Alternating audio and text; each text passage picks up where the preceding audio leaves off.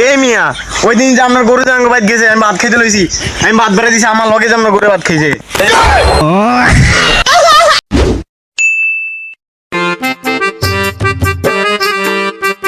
না কাজ তো অনেক করছি ধান কাটতে একটু চাই গিয়া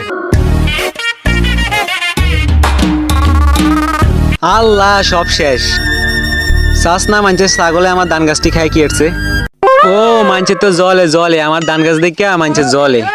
এক বড় বড় সরা হইতো আমার ধান গাছের হাই হাই রে কি করছে আমার সব শেষ না আর জায়গায় পায় না হুদা আমার ধান ক্ষেতের ভিতরে বাঁধে মানছে ছাগল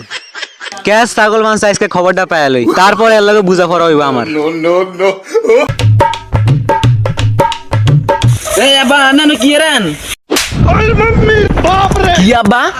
আন্না আমার মারলেন কা এই বেটা হাতে যে তৈরি করে গুড় আছে যে ধান যে খায় লাগছে মানে ছাগলে খোসল কিছু আওয়াজ ওই আব্বা আন্না আমার মারলেন কা ওই যে পাড়ার সলিমুল্লাহ আছে না হের ছাগলে দাঁড়ি খাইছি আজ যে হেরে পালই কি হেরে তোর সাহস চাই হাত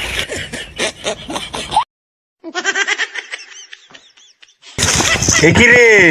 এতদিন পর ছাগল লাগে এমন কি খাইলো পেট থেকে কেমন ডাম্বুস হয়ে গেছে গা কি রে চলে মূল্য তো ছাগলে যে আমার ধান মান খাই লাগছে তুই খোঁজ খবর আওয়াজ কিছু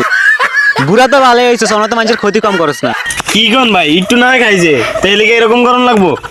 এই সলিমুল্লাহ মুখ সামলায় কথা ক এই বেদব তোর কাকা লাগে না নাম ধরে রাখস কি লিগা এই বেদব তোর কাকা লাগি না এই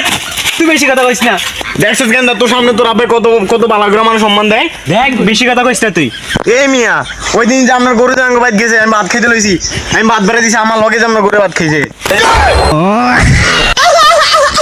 এই মিয়া গরু কি ভাত খায় না খাইছে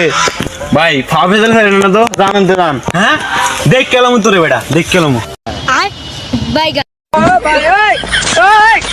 হে প্রভু এ বেটা সলিমুল্লাহ তো মামা না হ্যাঁ